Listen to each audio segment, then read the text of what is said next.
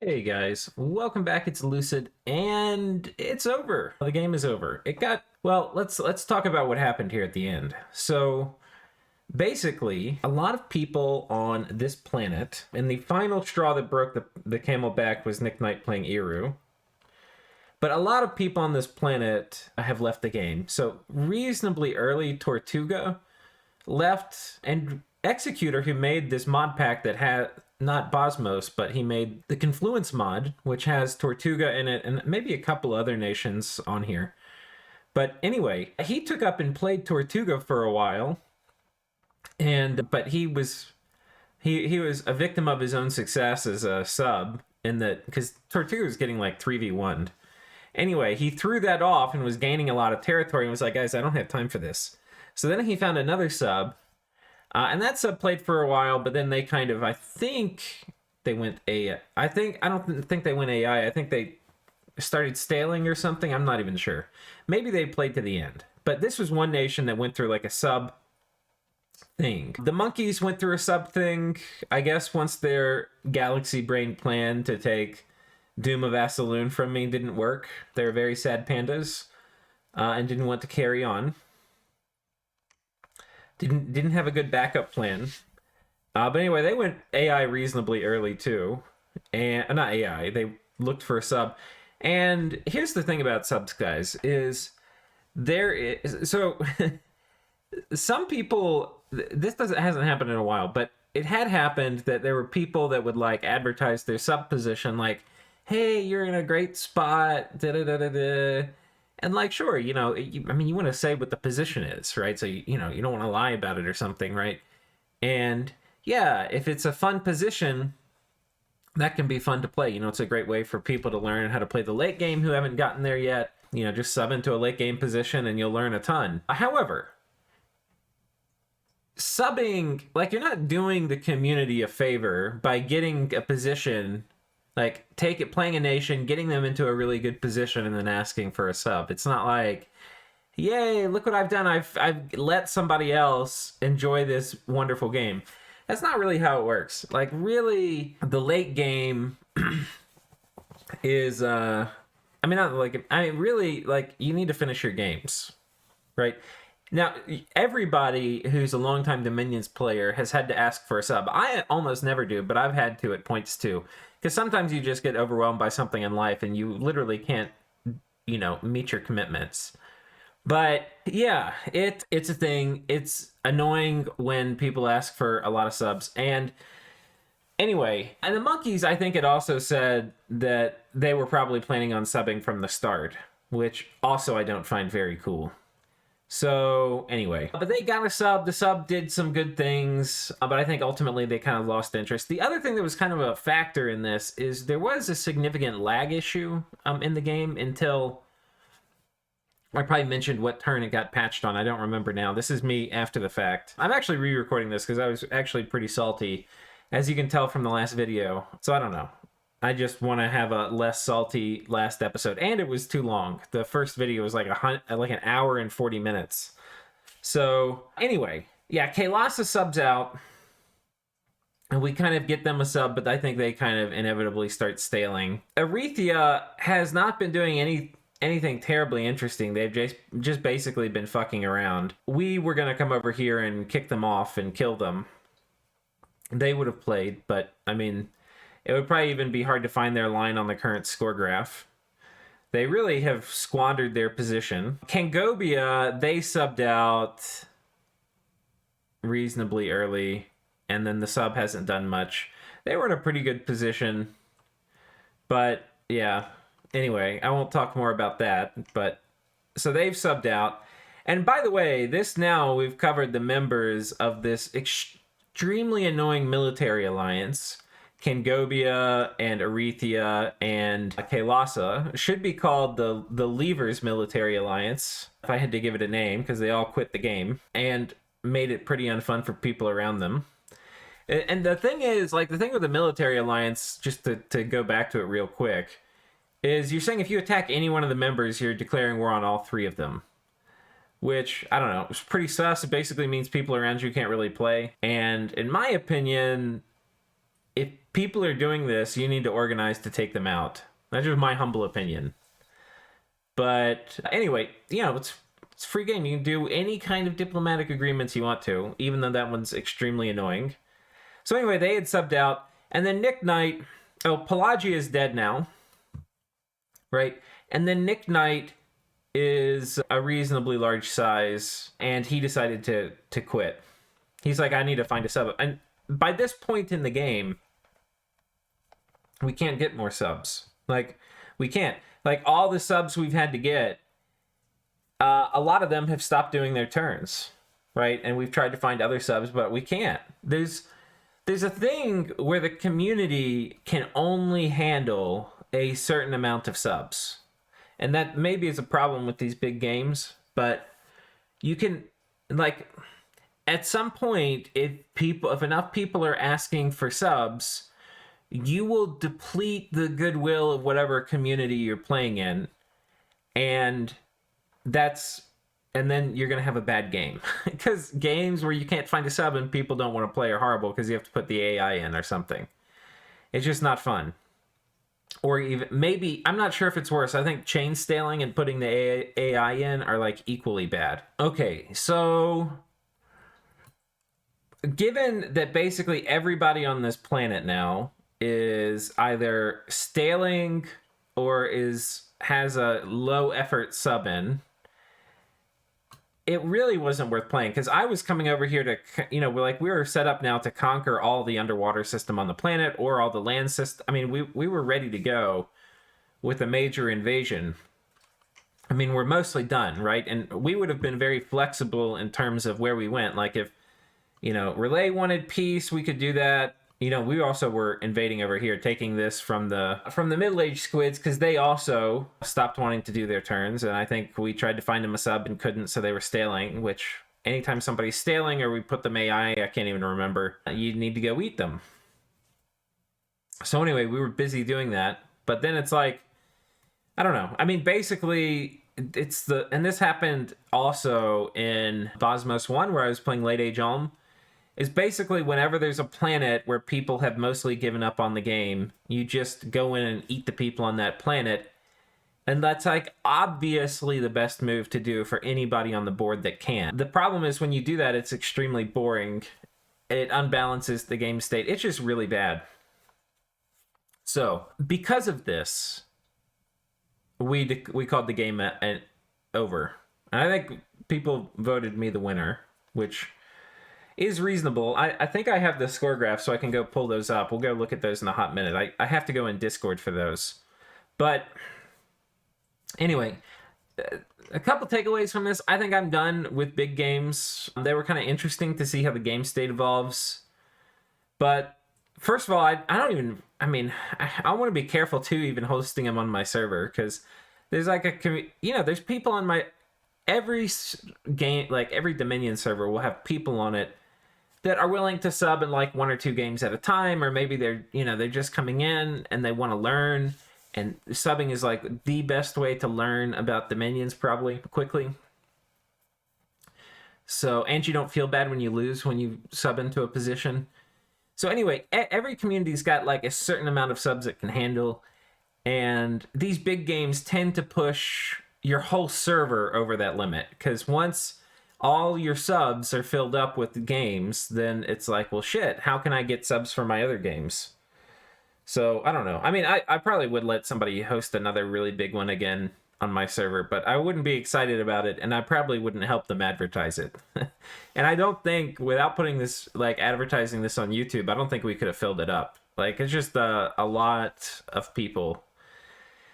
So anyway, that's one conclusion. I think I'm done personally with these really big maps. They were fun. I'm really glad to have done them. It was cool to put up on YouTube.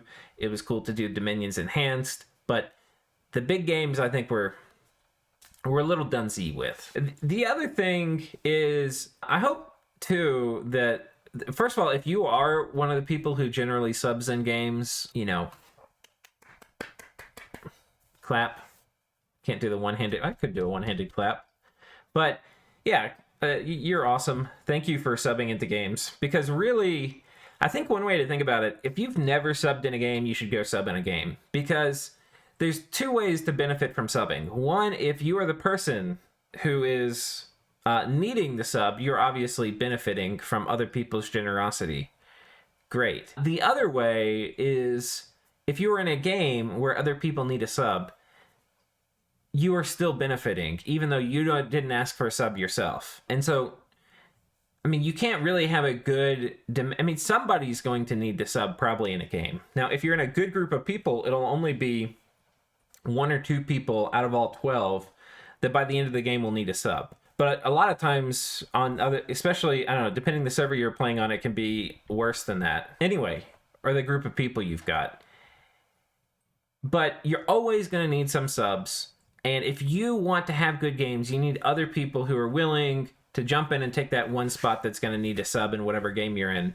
So, I don't know. Everybody benefits from subs is my point. And if you haven't ever subbed in a game, go try it out. Go do it. It's fun. And basically, we need people in the community to do it. I've subbed in a ton of games. I probably subbed in at least 20. But that's over the course of, I don't know, quite a few years. There's other people who sub a lot more than me. So anyway, yeah. The other thing is don't join too many games, because if you're in too many games, you're going to need to sub in some of them probably. Anyway, that's my thing on subbing, because it kind of ruined... I was looking forward to seeing how this game would fully play out. I was looking forward to conquering Arethia. That was going to be a major goal, even though it wouldn't really help with thrones. I think it's going to be hard to throne rush, too, with Arethia having, like, his god jumping around everywhere, and especially making Doomhars and stuff. So, yeah, coming over here and capping Arethia, I think, was going to be next on the plan. And, oh my god, that would have been so cathartic. Arethia has just been a complete little shit this whole game. And it really tilted me. I mean, it's one of the reasons I'm coming back here and re-recording, is...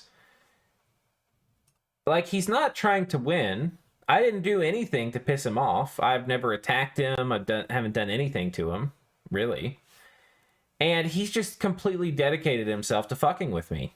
And that's it. That's it. And the thing that's sad about it is he was in a position... like, he should be ashamed of himself. He played so badly. Because he was in a position...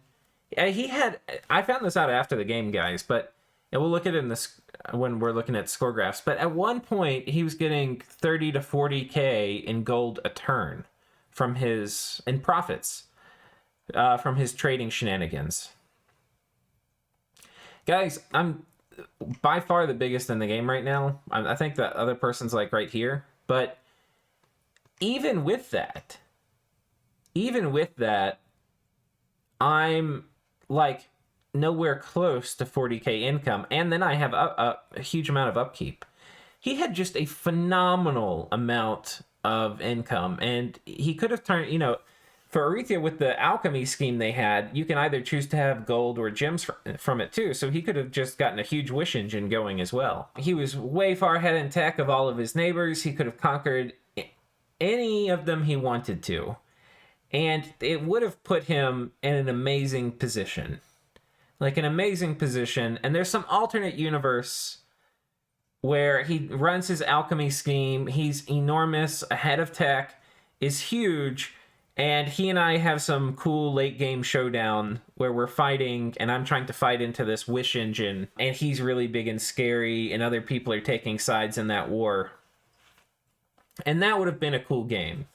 Instead, he's chosen the path of being a fucker and not being terribly relevant. He has no thrones. I think we changed this to 25 so it could end sooner, potentially. But I don't think he has any thrones. I think he has none.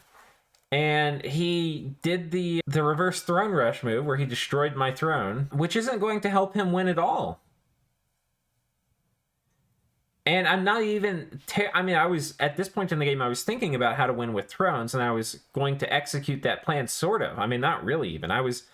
The real thing I was going to do was probably take over Silent Seas and start eating Archaea. And probably, I was thinking about where I would need to go for thrones, but I wasn't going to start really executing that for a while. Anyway, so he had time to still kind of make plays. But at this point in the game... I am far enough ahead of everyone, and the game is at such a late state that the game is really starting to slip away from people.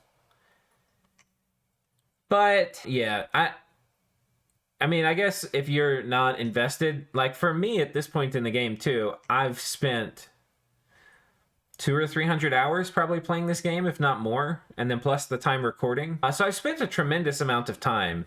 And then to have somebody who's not trying to win that's going to come through and kill all of your thrones, it's really annoying. It's a kind of, I don't love the mechanic in the game for it. I had set up counters where I had people that would kill most things that would magic phase on top of my throne. And so that was basically the other thing I was doing before we decided we were going to call the game was... So he did this too, by the way, before there was any talk of calling the game, really. But anyhow, I was getting defenses set up at all of my thrones so that when he would jump on them, we would kill him. Because that's basically what you have to do. You have to be prepared to kill astral travel army on any of your thrones, which isn't that hard. But, you know, it's going to come in with master and slave and some other bullshit. So you need turn 1 anti-magic. You probably need a bunch of buffs, a decent amount of PD, some support mages. They're going to have trouble, like, teleporting in a ton of mages, especially if they're planning on doing it on a lot of thrones. So, anyway, like, we had to get that set up. That was annoying. But, yeah, I mean, I think that's the cost of playing here. But, anyway, I mean, basically, he's just been a little fucker instead of actually trying to play the game. And having somebody... This is kind of... It's a little bit like that the kind of diplomacy or game theory video I did a bit ago, where like he's just basically doing lose-lose. Like every time he wishes for a Doom Horror, you know, there's really cost like at least 200 pearls, and then in addition, there's a chance it will kill your god and any of the gear on him. So yeah, I don't know, it's not really great. You know, it costs a ton. And basically, and you know, he could have been wishing for gems every time he sent a god at me. Now, some of it is smart, like slowing me down. But I think what I want to stress to you guys is like doing things in context of trying to make yourself win when you're in a good, like one of the top positions, I think is the right way to do things. So like doing things where you're not even trying to improve your position and just fucking with someone or doing something against someone that's so outrageously expensive. I don't know, it's dumb. And like this guy just swung from one end of the pendulum to another. Like at the beginning, he ruined the coalition because he told everybody he was going to attack, and he was one of the principal underwater people in it, right? So he told everyone he was going to attack, and then he didn't really. He just killed some stuff with a Phoenix Pyre Golem that I ended up sending to the Void. I think I might have missed that episode too, or missed that turn. But so he just fucked with me a little bit. He never did a major invasion. And as a consequence of that, the coalition kind of fell apart. And by fell apart, I mean like Eru backed out and Kaelasa backed out eventually. Now, both of those people, in my opinion, it made sense for them to back out anyhow. Those weren't good wars to be in, if you feel me. But, you know, I don't know. It wasn't smart, I don't think, to tell people you're going to do something and then to not do it. Because what you're going to do then is you get people into a war that they're going to lose. Like, you know, Pelagia got conquered by me, and a lot of that is because Pelagia attacked me. If Pelagia didn't attack me, I probably would have let them be for a pretty long time. But he got talked into a war, and then Arethia backed out effectively, and then he got kind of his ass beat. So, anyway... So on one hand, he was like too worried about his own, like he didn't want to put enough skin in the game at the beginning to attack me. And then at the end, he's the complete opposite. He's not doing anything to advance his position, and all he's doing is fucking with me.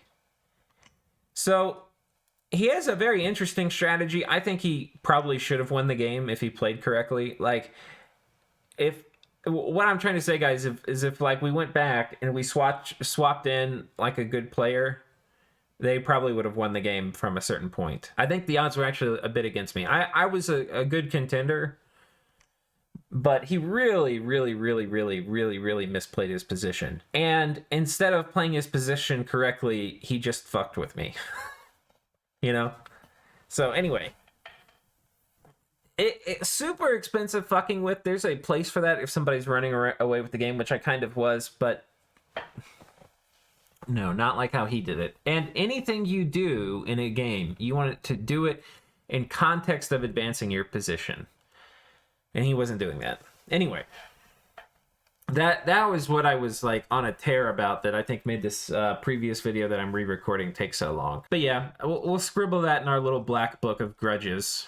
And remember that for the next time we play. Definitely wouldn't be excited to have this guy as a diagonal neighbor to me in the future. And by not excited, I mean I would probably go exterminate him if given the opportunity. So, which would not be having a diagonal war. It would mean killing one of his neighbors and then going and attacking him. Because you never know. He could start up another diagonal war with you. You just, it's kind of one of those things. It's like people who are doing smart things, I don't know, they're fun to play with because they're predictable. And by predictable, I mean you can have like reasonable diplomacy. But, you know, like you can't do diplomacy when, I don't know. Anyway.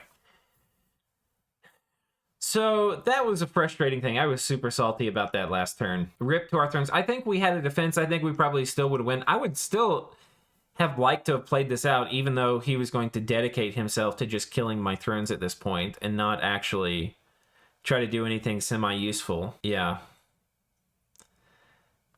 I think it would have been just cathartic for me to kill him too. It would have been really cathartic. But yeah, so that's that. I think what we'll do graphs, and then we'll do my general thoughts, like reflections on Rlyeh and things like that.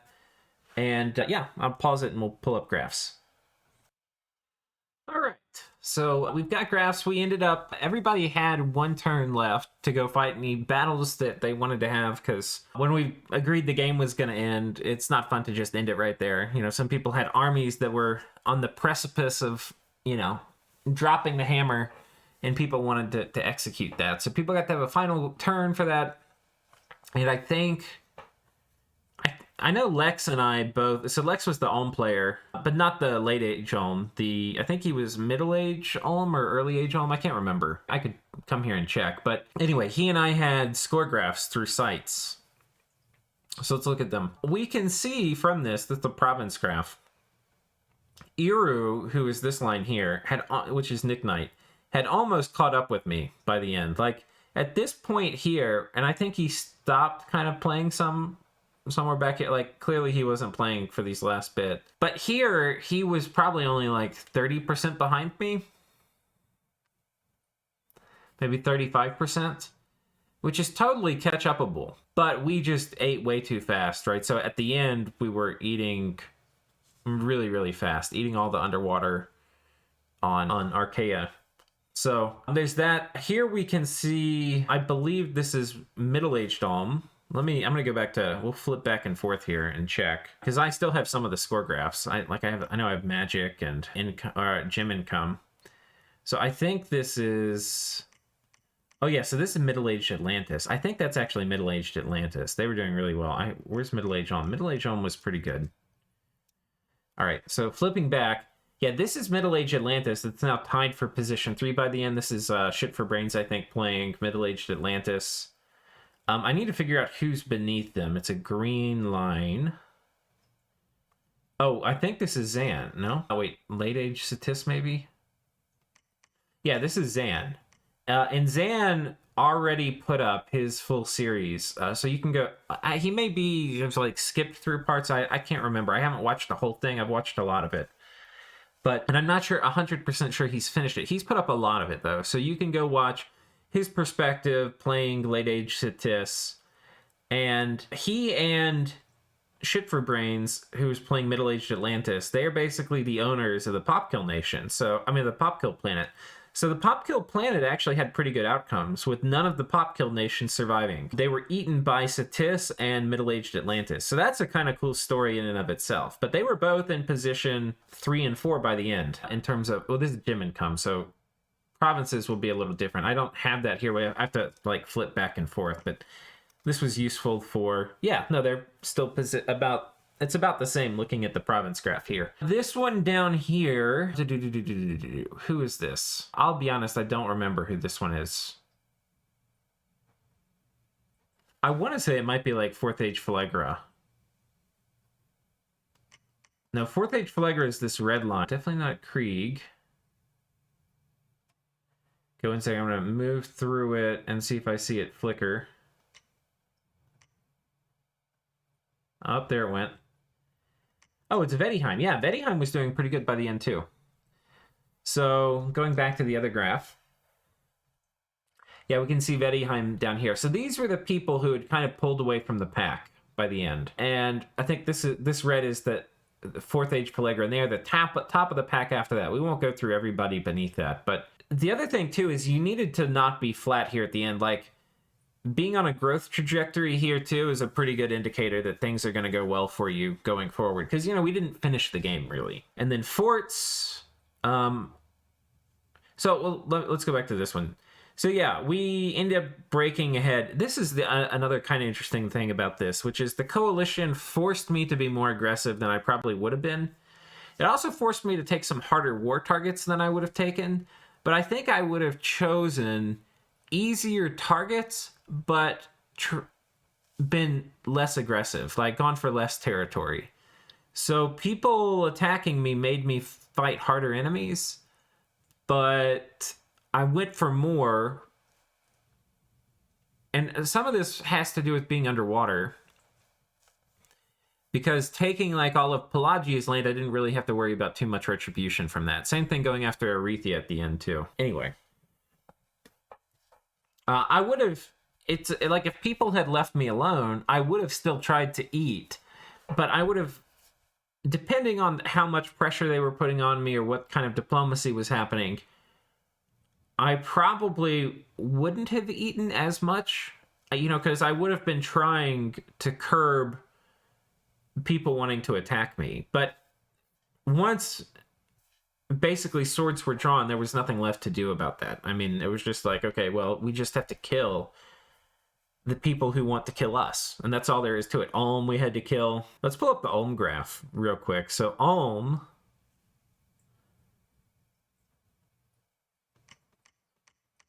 oh gosh, we can't hardly see anything. Let me turn most of these off here.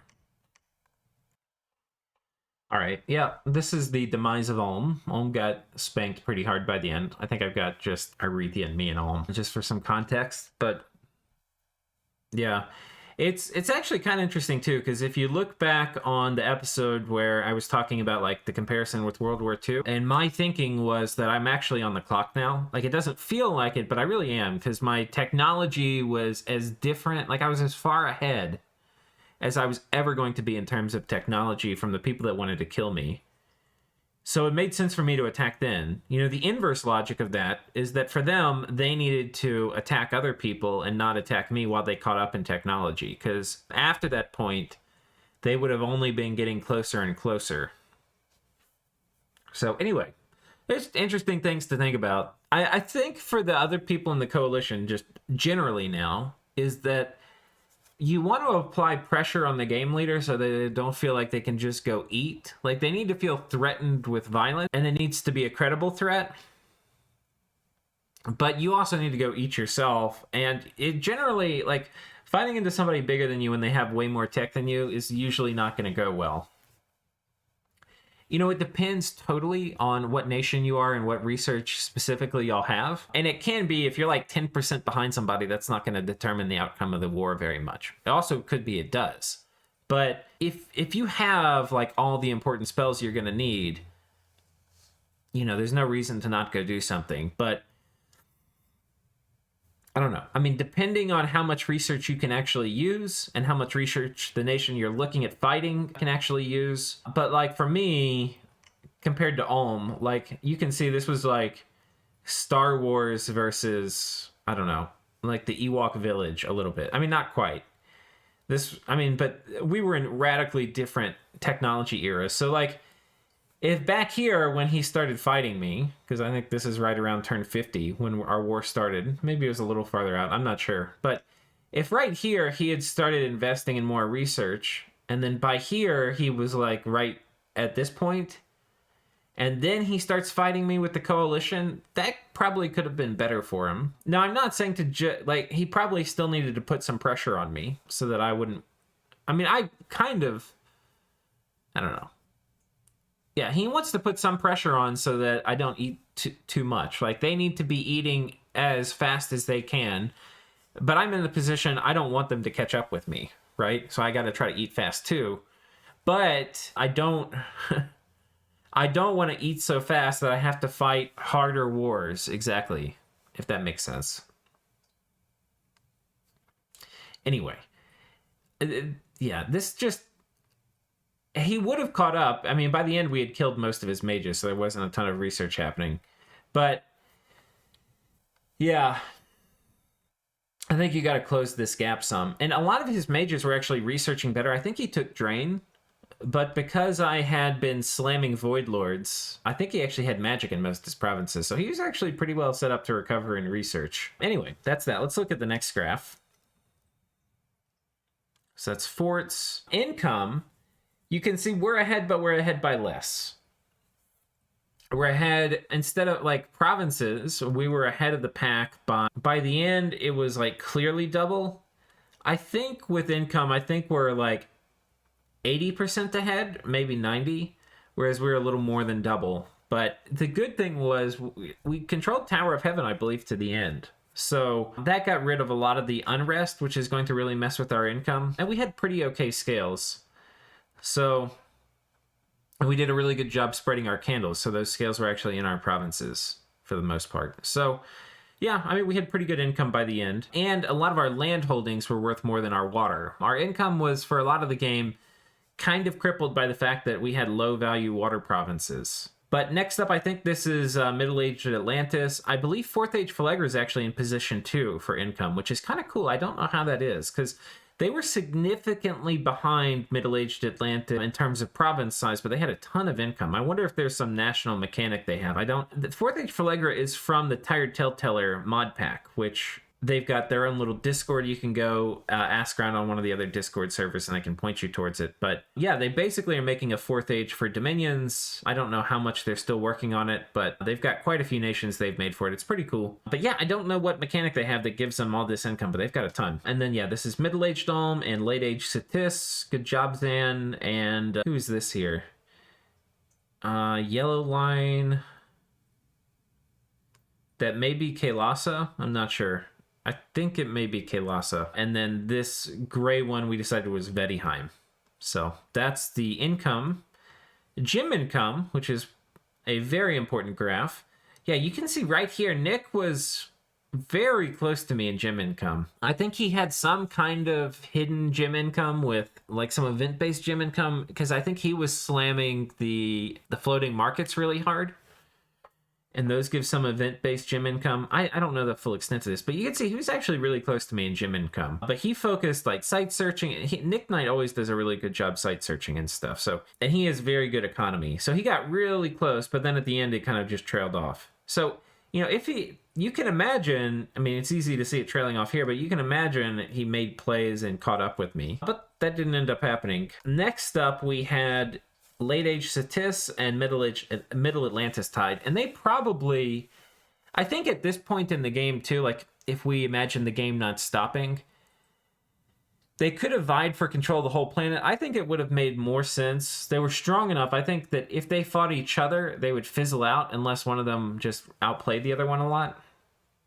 I think it would have made sense for them to either team up and go after one more person who was weak on another planet and then come after me, or to come after me at the end with the help of Arethia and stuff. The problem with the game state right now for everybody else is the people who can really fight me underwater are now dying or dead. And I still hadn't eaten all their land. And I was on a planet with a bunch of Stalers. So, like, I had a huge footprint now on Asaloon. I was going to eat all the Stalers. So, I think at this point, the game really was over, except for weird reverse throne rush things, like killing all the thrones that Arethia was doing.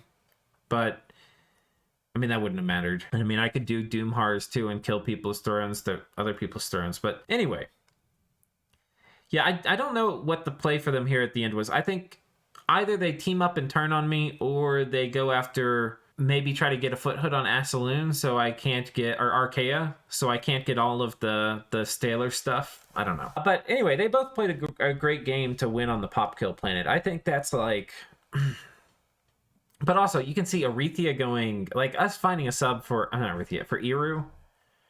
It was, like, going to be impossible, guys. Like, when he asked for a sub, it's like, what are we going to do? Like, who are we going to get to come in and do, like, 3-hour turns with this huge nation on a planet where everybody else is, like, a low-effort sub? Very few people will step up to that. Especially after we've already depleted the sub reservoir on basically all the Dominion's discords. Anyway, but yeah, congrats to Middle-Aged Atlantis and to Satis. Winning on the pop kill planet gets them a golden star. Here you can see research graphs. Eru was crushing it all game. We never caught up with them. We got closer, especially by the end. But yeah, they were just tall and ass. This line, I'm not sure who that is. Let's go back and check.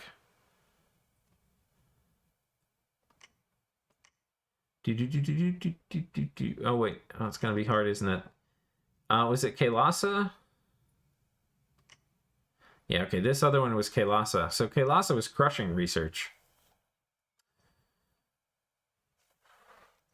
We can go back and look at it from here. So, okay, yeah, Kailasa was number 3 in research, which I didn't know. They could have been a real contender, too, in the game. They really fucked up by going after me. I mean, if I had a landholding they could have gone after, it might have made sense as part of the coalition, but trying to take underwater from, like, a position 1 squid... Especially when I could, like, imagine he was underwater. I can, like, snipe all of his guys holding water-breathing items with assassins or what have you, or Dreams of Rlyeh, like anything. Just forget about it. And it's, like, a completely untenable thing. If I, you know, I think what would have been an interesting place for other people to come in and try to take Blanda. The problem with that, though, is once I got in there, there's going to be a lot of Insanity Dominion, and they were going to potentially have to deal with raiding from that river system all game. But that would have at least been practicable, and if they came in with enough force, they could have potentially held that in the long run. Anyway, there's Kalem. I believe this is Middle-Aged Ulm. That's number 4, and I believe this is Atlantis, Middle-Aged Atlantis. That's 5, and this is Satis, and I'm not sure if that's Vedheim. I think this is Vedheim. I think this is someone else. Though Vedheim might have been getting conquered by the end. No, they weren't. I don't know who it was. And then we have army size graphs, which are, of course, important as well. Was that the last one before this? Oh, Dominion. Yeah, we'll look at Dominion first. So Dominion, we were crushing. We were double everyone. Next place was 4th Age Phalegra, interestingly. And next up, I believe, was... That looks like Atlantis, but I'm not sure. And then we had Satis and Eru. Eru didn't have great dominion, even though they were number 2 in provinces. Because I think they had kind of... They flowed like water. They went in the path of least resistance, which is a lot of times what you want to do. The problem with that is sometimes you have a dominion that's hard to maintain... Or you have an empire that's hard to maintain your dominion in. Because it's like all spaghettied out. And like ideally for best dominion management, you want to be in like a circle, like with minimum surface area. Anyway. And then we have the rest of the pack. Army size. Yeah, we crushed it, boy. We were over 2x the next player. The next player here was, I believe, Kailasa, which is strange to me. I'm not exactly sure what they were doing to get all that. I would have expected it would have been Satis, who was number 3. But actually, Satis and Eru, who are both 3 and 4 here, they both have free spawn options. Eru has basically free spawn elves that they get from Dolmen. And I think they also have other season rituals. I don't know if that gives them a kind of free spawn. I can't remember in D. These are all DE things. Dominions Enhanced. Satis had massive undead production by the end. He had huge armies of chariots going and rolling around. So go check out Xanth's channel. I'll remind you again. It's kind of cool to see his huge chariot hordes rolling around the planet. But yeah, we were just crushing Dominion We had a lot of forts, we had a lot of temples, we had a lot of Holy 3 insane dudes out there preaching, and we had a bunch of Holy 1 dudes out there preaching. And this was an important part of our late game strat, because we really didn't have any of the kind of cheating free gym income that Rlyeh gets and Dominion's Enhanced for most of the game. And that's because the way mechanics for getting Dreamers, which is what you feed into the gates to get those pearls with Rlyeh, the way the mechanics for those work is you basically, and we'll talk about this more later, but you have to choose productivity or sloth. And if you choose sloth, you get a lot of Dreamers. If you choose productivity, you get almost none. And I think it's like this subtract. So I think basically it's like, how many Dreamers are you going to get? If you add together your candles in the province with your order turmoil, and that will determine how many you get. And I think there's like a minus something in there too. I don't know the formula, but what I do know is when you have less than 4 or 5 Dominion, like candles in a province, and productivity 3, you basically get 0 Dreamers, like almost none. Once you get up to like 8, 9, or 10 Dominion, you start getting a significant amount. So getting our Dominion up was a pretty core part of our strategy, so that we were able to have our cake and eat it too. Because normally, I think when you play Rlyeh, you either have to choose, do I want Meteorite Guard, aka production scales, or productivity scales, or do I want Dreamers to feed into my Void Gate? And we chose, we want Meteorite Guard. And that's how we're going to win our war. And that was true, and we did. However, after we had them, we got to eat our cake too by cranking our Dominion through the roof. Now, I suppose you could play productivity, if you're playing Rlyeh in a Dominion's Enhanced game today, you could take really high Dominion, like 9 or 10, and productivity. The problem with doing that is that 9 or 10 Dominion is going to give you an enormous amount of unrest that you're probably not prepared to manage in the early game. And so, yeah, that's going to be a major problem for you. But anyway, that's what we did. We were looking at Dominion, and we were looking at the army graph. I was talking about Dominion, but the army graph was also driven by Dominion, because I don't think I talked about it much in the series, but when you have Dominion in a province, you get void creatures. You have a chance to. And how it works is basically you roll a dice based on how many candles you have in the province, and that dice basically goes to the same void lookup table that we use for the void gate summoning. And so you get, based on how many candles you have, you get a certain dice roll, and that will determine what you can get from the void gate.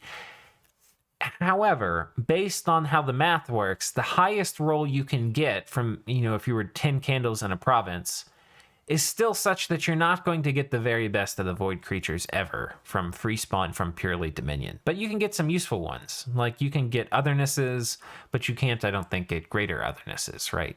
You can get the little tentacle things, but you can't get the things that should not be. Anyway, however, having a large amount of Dominion meant our army size went way up. A lot of this was void creatures by the end, as I'm sure you saw.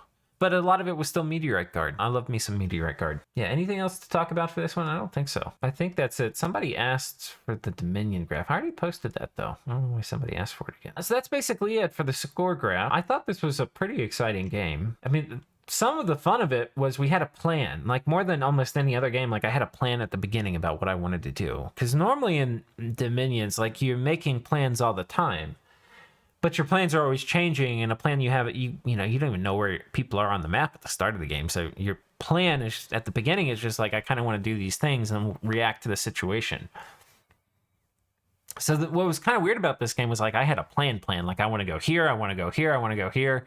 And we executed it, and oh boy, did it work. We weren't just in position 1 at the beginning. We were like way out in front of the pack in terms of provinces. Now, income, we were always position 2 for probably most of the game.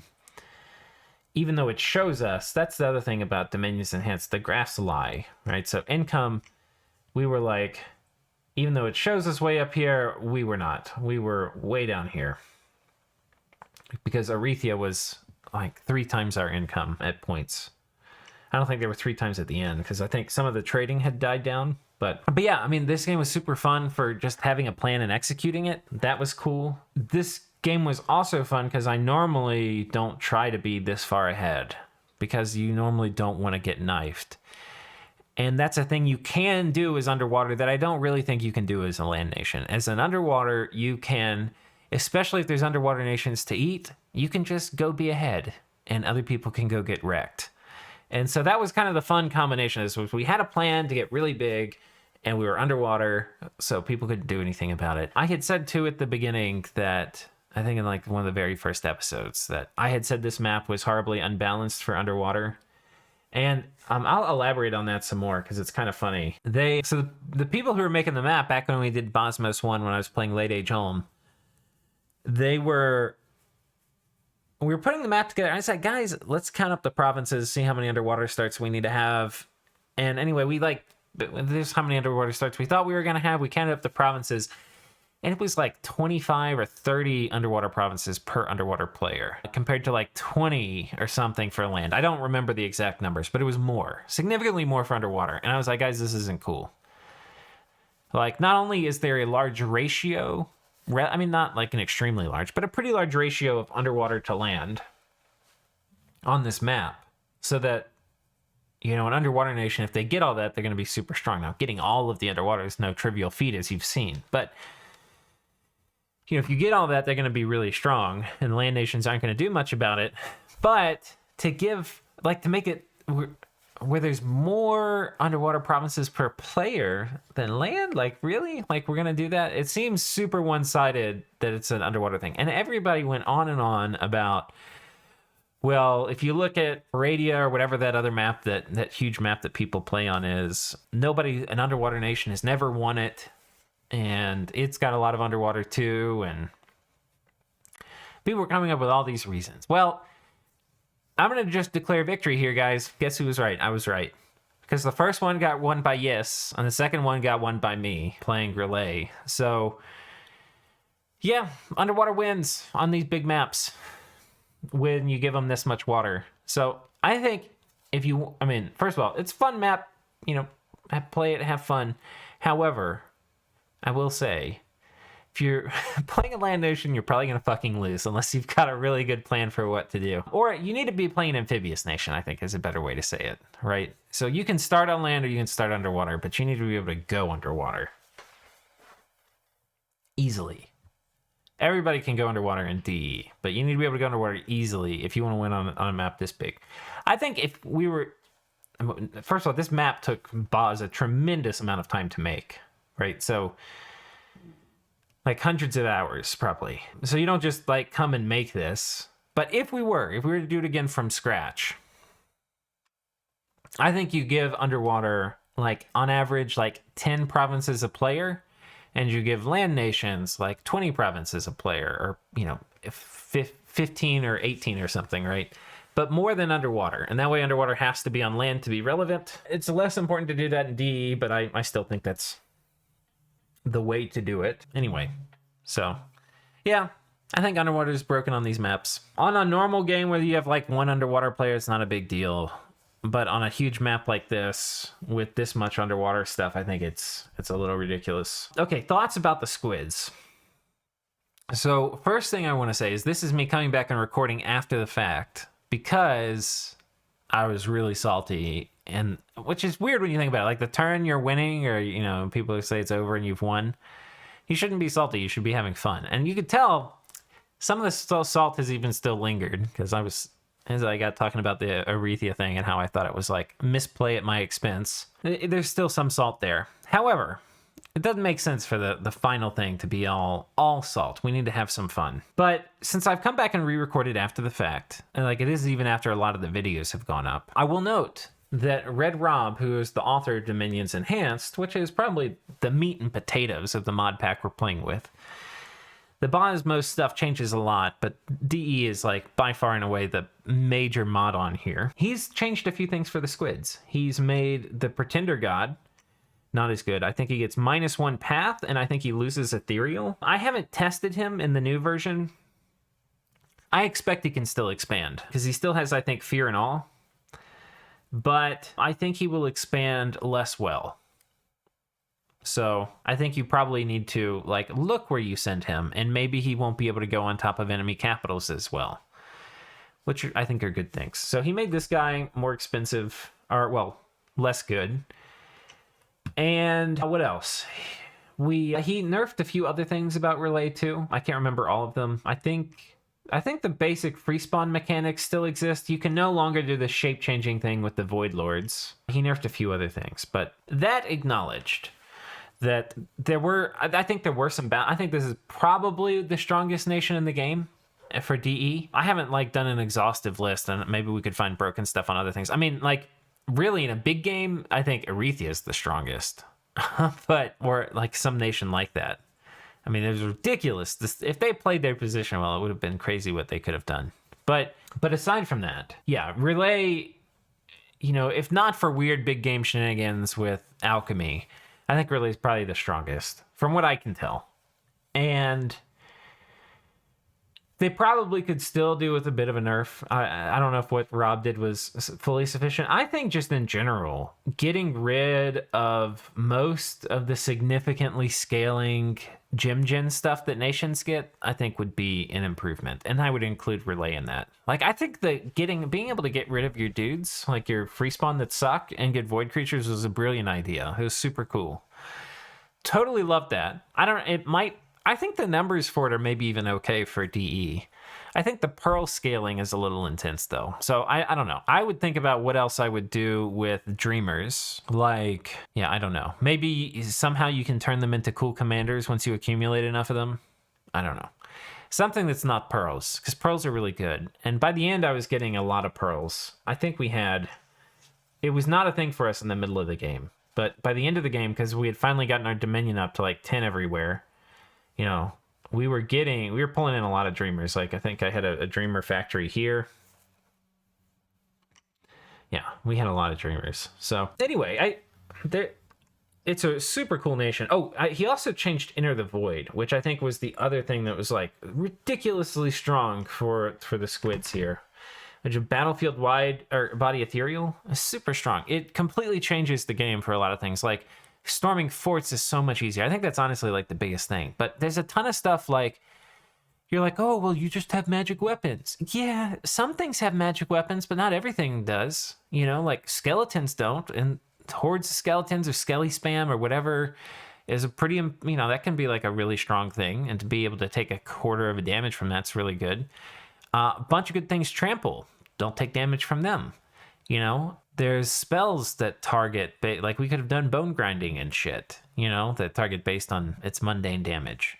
So ethereal is a very good tag. I think, honestly, storming forts is the biggest part, but this completely changes underwater battles, because underwater fort storming is the actual worst thing in Dominions, because there's hardly any evocations to blast through the entrance. You basically can do like liquefy and like lightning bolt or something, I don't know. And you can't fly underwater, so there's no way to get past the walls. So anyway, storming forts underwater is the worst, but this fixes it. You just get to go through the walls. It's the best. It's the actual best. In the new version of DE, this is now an area of effect 20 or something, so it's a big area of effect. But yeah, he changed a few other things. I'd have to go back and pull up the list, but I think he made some reasonable nerfs. Like that was too strong, I think. That they get it and other people don't. But yeah, I think they're really strong. I think they're really, really, really strong. And if we lost any battles too, I feel like in the mid game when the coalition thing started, we had layers of defense and we could gateway stuff around. Like, to actually dig us, like, people were so far away from actually being able to dig us out of underwater. It's a little nuts. It's a little nuts. If they had equal research, and if the underwater nations had equal research to me, I think they could have done it if they all worked together. But it would have been really hard. Yeah. This is a really strong nation. It was super fun. I love the lore of Rlyeh, and Late Age Rlyeh kind of has the coolest lore.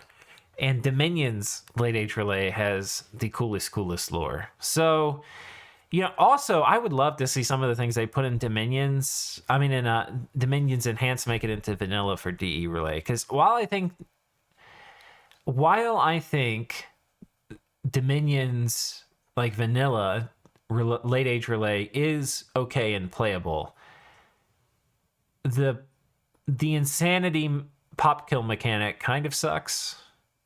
I think the Unrest is a much cooler idea, how they've done it in Dominion's Enhanced. Maybe that's the only change that should be made to vanilla. If you keep the pop kill, which is a kind of a bit of a zinger. It would be cool to maybe add in the conversion of madmen into void creatures with that item or something like that. I don't know. I like the shadow economy with your dreamers and your madmen.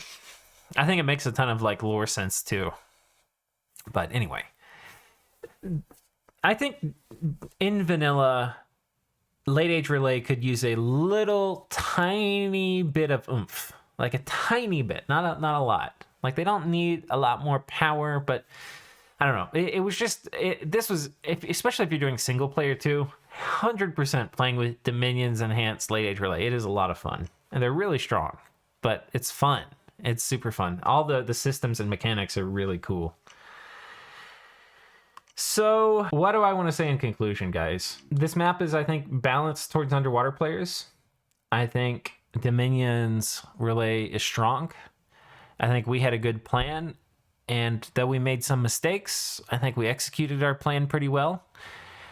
And hopefully this was entertaining for all of you. And this is probably the last big game, like a 70-player game, you'll see on my channel, unless somehow I get the itch in like 4 or 5 years from now when Dominion 6 is out and people come up with it, and I've all the bad memories from doing a 70-player game have faded away, and I'm just left with the lingering fun ones. But it was a fun game. I'm still left with the lingering fun ones, not that long after the fact, looking back on it. But I think I prefer 12-player games. With that, I will leave you. And I hope you enjoyed the series, and I will see you in the next one. The next one will probably be Bogarus. And Sakane and Sai had done a casting of the game, but I think they've stopped. I think Sai's gone. I think Sakane's gone AWOL a little bit, so they haven't had a new video for that in a while. But I will be putting up my perspective playing Bogarus, which is fun. I've always wanted to play Bogarus ever since when Colonial, who's an old Dominions YouTuber. I'm not old as in he's physically old, just he was one of the OGs. Oh no, or maybe it was Nuclear Monkey. I can't remember. One of them had, maybe it was Nuclear Monkey. One of the OG Dominions YouTubers had a Bogarus game that they put up, and they got their ass kicked in it. But they were super excited about it, and they were having lots of fun. And ever since I watched it, I was like, man, I want to play that. But I never have. But we finally dust the Ruskies off, and we drag them into combat, and it's going to be a fun series. So we will see you next time, guys. Until then, take care.